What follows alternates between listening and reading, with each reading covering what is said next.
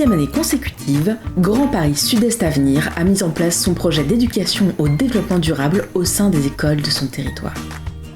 Cette action, réalisée dans le cadre du plan climat, encourage les établissements scolaires à initier des projets pédagogiques pour aborder de façon ludique les thématiques du climat, de l'air, de l'énergie et de l'économie durable, intégrant ainsi la jeune génération dans sa démarche vers une transition économique, écologique et environnementale.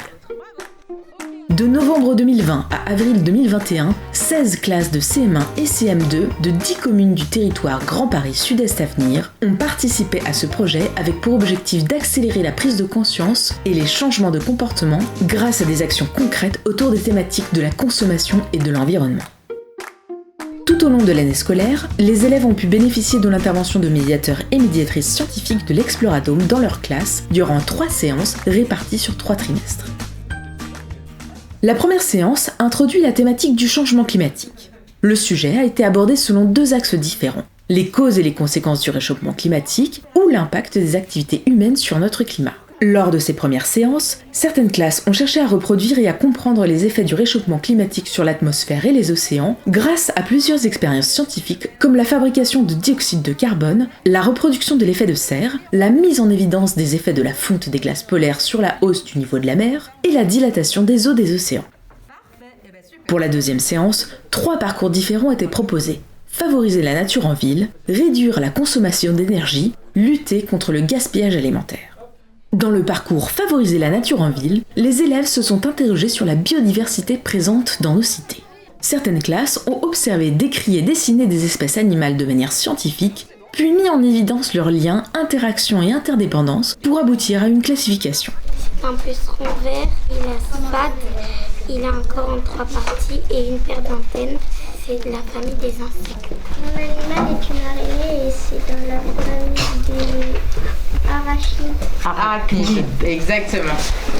J'ai trouvé que le serpent, il peut manger la grenouille, il peut manger le lézard, que le lézard mange la fourmi se fait manger par l'araignée, et l'araignée mange les papillons. Le monde végétal a lui aussi pu être abordé grâce à la réalisation de l'empreinte d'une espèce prélevée dans la cour de l'école ou encore par la fabrication d'un pot de fleurs écologique.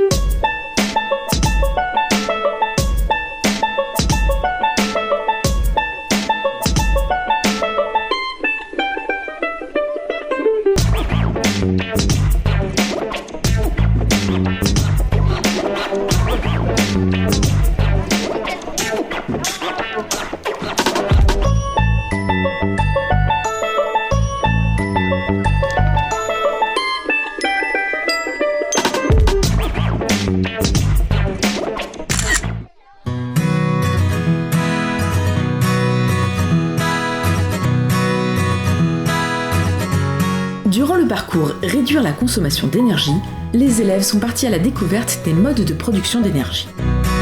Des jeux et des supports vidéo ont permis aux classes de prendre conscience des façons d'utiliser l'énergie et du parcours de l'électricité, un moyen de se rendre compte des éco-gestes nécessaires pour réduire la consommation d'électricité et la dépendance aux énergies conventionnelles.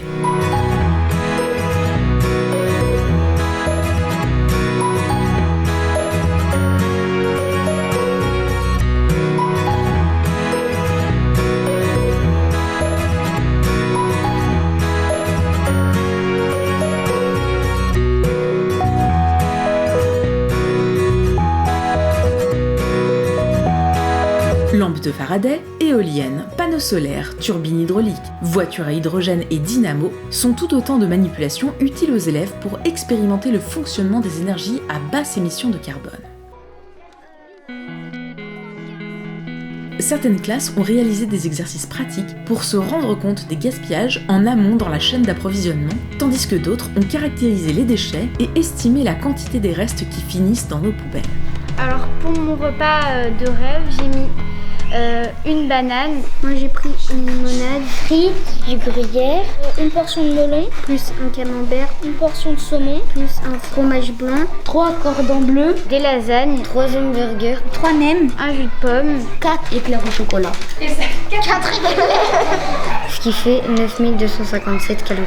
Est-ce que tu penses que tu vas réussir à finir ton plateau en entier? Franchement, non.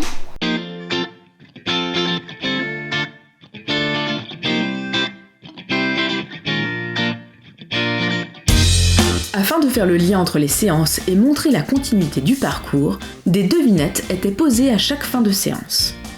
Les médiateurs ont également parfois laissé la possibilité aux élèves de relever des missions entre les séances, ceci dans le but de les impliquer davantage dans leur rôle d'acteurs de la transition écologique et leur permettre de s'approprier la démarche. En début d'année, un journal de bord a été remis à chaque classe afin de valoriser les connaissances acquises durant leur séance.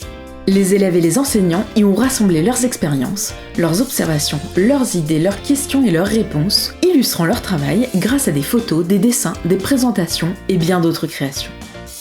Ce projet, imaginé par la Direction du développement durable de Grand Paris Sud-Est Avenir et réalisé par l'Exploradome, a cette année encore permis de sensibiliser 300 élèves à l'éco-citoyenneté en les rendant plus impliqués et éclairés.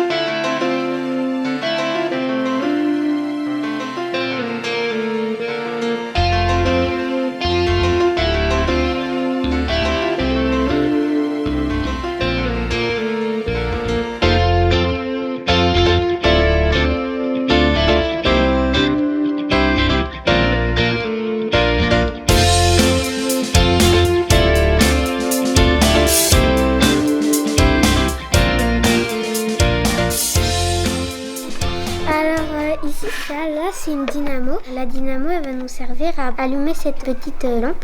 Pour ça, on va avoir besoin d'un aimant, de 2 fils, de la dynamo du coup, et de la lampe. On va mettre l'aimant là. Dans cette lampe, il y a 2 petits trous. On va avoir le fil noir, on va le brancher là, peu importe le sens. On va avoir le fil rouge, on va le brancher là. Donc le noir, bien sûr, il va aller dans le noir, du coup, le rouge dans le rouge.